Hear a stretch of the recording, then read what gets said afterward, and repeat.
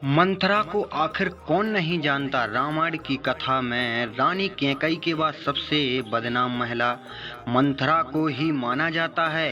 मंथरा के कारण ही भगवान राम को 14 वर्ष का वनवास मिला था।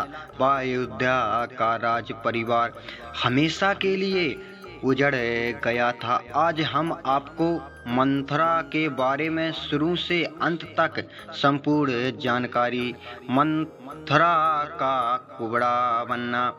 मंथरा पहले एक सुंदर महिला थी जो रानी कैकई के देश में कैकई में रहती थी। सुंदर होने के साथ साथ मंथरा को एक बीमारी थी जिसके के फलस्वरूप उसे प्यास बहुत ज़्यादा लगती थी। वह पसीना भी बहुत मात्रा में आता था। एक दिन मंथरा ने प्यास लगने पर कुछ शरबत जैसा ऐसा पेय पदार्थ पी लिया जिससे वह मरणासन की स्थिति में जा पहुंची। कई दिनों तक उसका उपचार चला व अंत में वह बच गई, किंतु उसके शरीर के कई अंग खराब हो चुके थे। उस पेय पदार्थ के कारण मंथरा की रीढ़ की हड्डी, दोनों कंधे व गर्दन झुक गए थे, जिसके बाद उसे कुबड़ा मंथरा भी कहा जाने लगा। रानी कैकई के साथ अयोध्या आना। जब रानी कैकई छोटी थी तभी से मंथरा ने उन्हें अपनी बेटी के समान पाला था। चूँकि मंथरा एक गंधर्व कन्या थी, इसलिए रानी कैकई का वह बहुत ध्यान रखती थी। कैकई के पालन पोषण में मंथरा का भी बहुत बड़ा योगदान था। जब अयोध्या के राजा दशरथ ने रानी कैकई से विवाह रचाया तो वह मंथरा को भी अपने साथ अयोध्या ले आई। चूँकि कैकई के मायके से केवल मंथरा ही उसके साथ आई थी, इसलिए वह उनकी सबसे प्रिय दासी बन चुकी थी। अयोध्या में उन्हें कई अन्य दासियां भी मिलीं, लेकिन मंथरा उनकी सबसे प्रमुख दासी, मुख्य सलाहकार व अंगरक्षिका थी। अयोध्या के राजा परिवार व कैकई के जीवन में मंथरा का सीधा हस्तक्षेप होता था। मंथरा का प्रभाव राजा दशरथ की 3 रानियां थीं, जिसमें रानी कैकई दूसरे नंबर पर आती थी। सबसे बड़ी रानी कौसल्या भी व सबसे छोटी सुभद्रा। किंतु राजा दशरथ को रानी कैकई सबसे प्रिय थी। रानी कैकई तीनों रानियों में सबसे सुंदर तो थी ही, साथ में युद्ध कला में भी निपुण थी। एक बार जब राजा दशरथ देवासु संग्राम में बुरी तरह घायल हो गए थे, तब रानी कैकई ने ही उनकी जीवन रक्षा की थी, जिसके फलस्वरूप उन्हें 2 वर मिले थे। राजा दरबार में रानी कैकई का सबसे ज्यादा प्रभाव के कारण उनकी दासी का भी अन्य सभी दासियों में सबसे ज्यादा प्रभाव था। रानी कौसल्या व सुभद्रा की मुख्य दासियां व अयोध्या के अन्य सभी लोगों में मंथरा का सबसे ज्यादा प्रभाव था। इसी अभिमान में वह सब पर अपना प्रभाव जमाती थी।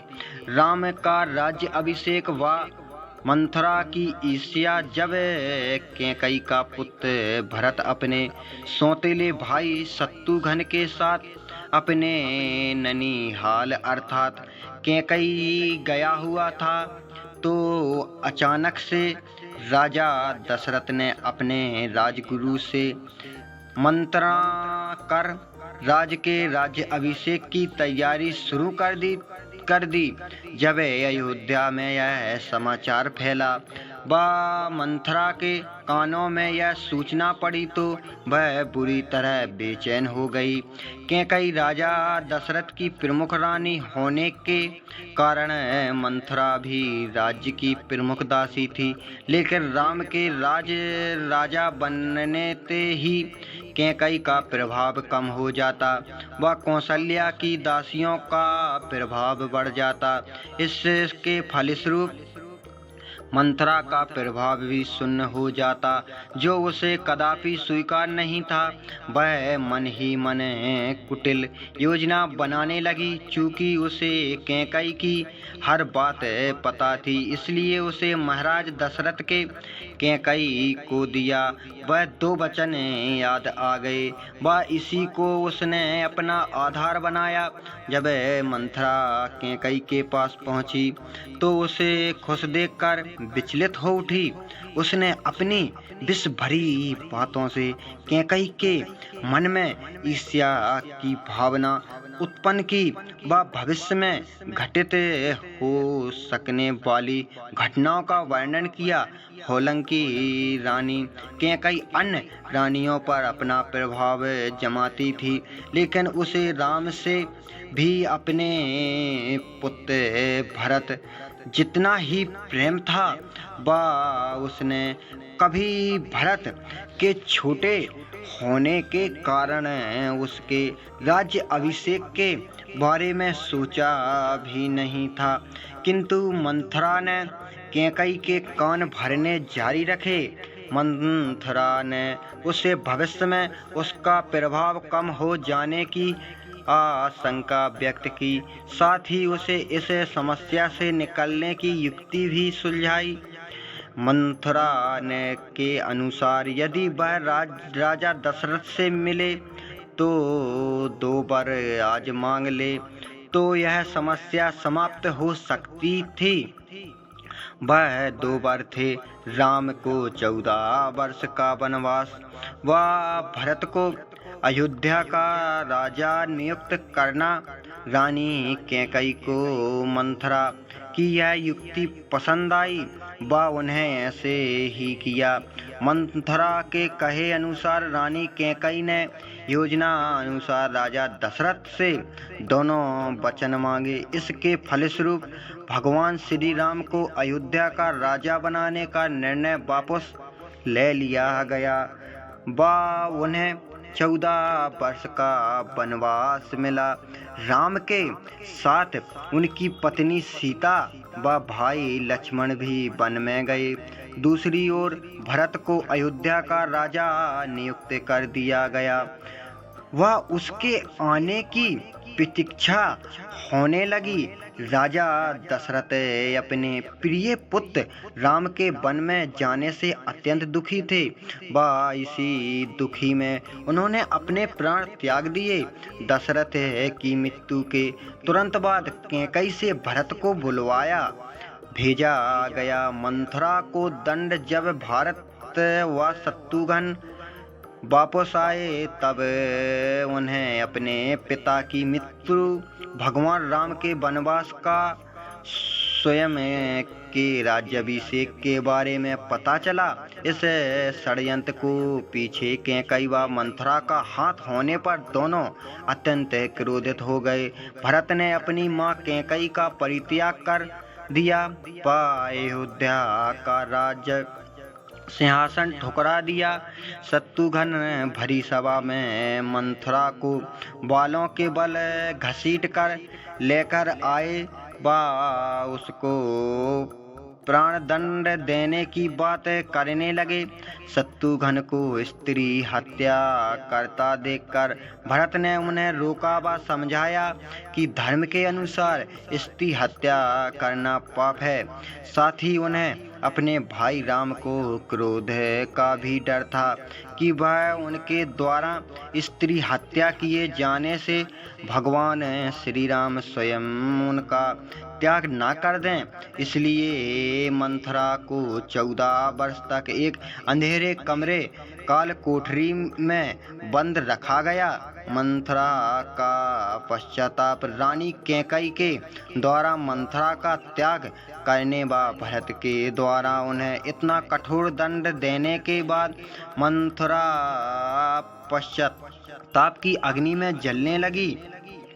उसे अब अपने किए पर ग्लानि का अनुभव हुई। वह 14 वर्ष तक एक अंधेरी काल कोठरी में अपने दिन व्यतीत करती रही। उनकी अपेक्षा थी कि 14 वर्ष के बाद जब भगवान श्री राम आएंगे तो उन्हें इससे भी अधिक कठोर दंड मिलेगा। जब भगवान श्री राम 14 वर्ष के वनवास के पश्चात वापस अयोध्या लौटे तो वे स्वयं मंथरा से मिलने कारावास गए। श्री राम ने अपने सामने देखकर मंथरा उसके चरणों में गिर पड़ी व उसने अपने कर्मों के लिए क्षमा याचना की। भगवान श्री राम ने द्रवित होकर उसी समय उन्हें क्षमा कर दिया व कारावास से मुक्ति दिलाई। मंथरा को कहा गया आलक्ष्मी। कुछ मान्यताओं के अनुसार मंथरा को माता लक्ष्मी का विपरीत रूप आलक्ष्मी भी कहा जाता है, जिससे स्वयं देवताओं ने भी पृथ्वी पर भेजा था। दरअसल जब भगवान श्री राम के राज्य अभिषेक की तैयारी हो रही थी तब सभी देवतागण चिंता में पड़ गए थे कि यदि भगवान श्री राम को वनवास नहीं मिला तो रावण का अंत कैसे हो पाएगा। ऐसे समय में ही मंथरा ने कैकेयी की बुद्धि को भ्रष्ट किया, जिसके फलस्वरूप राम को 14 वर्ष का कठोर वनवास मिला था। मंथरा का पिछला जन्म एक कथा के अनुसार मंथरा अपने पिछले जन्म में एक हिरण थी जो कैकेयी देश में रहती थी। एक दिन कैकेयी देश के राजकुमार शिकार पर निकले थे। तब उन्होंने एक नर हिरण का शिकार किया। उसकी पत्नी मादा हिरण ने जब यह देखा तब वह अपनी माँ के पास गई। वह विलाप करने लगी। उसकी माँ राजकुमार के पास गई। उसने उससे कहा कि जो कार्य तुमने किया है वह अच्छा नहीं है। वह अच्छा किसी मादा स्त्री के सुहाग को उजाड़ना तुम्हें शोभा नहीं देता। इसलिए मैं तुम्हें श्राप देती हूँ कि एक दिन मैं तुम्हारे दामाद की मृत्यु व बेटी के दुख का कारण बनूंगी। अगले जन्म में वही हिरण ने मंथरा का रूप लिया व राजा दशरथ की मृत्यु का कारण बनी। इसी के साथ यह मंथरा अध्याय पूर्ण हुआ। जो भी गलतियां हुई हों उन्हें क्षमा करें और हमारे चैनल को लाइक और सब्सक्राइब करना ना भूलें। जय जय श्री राम।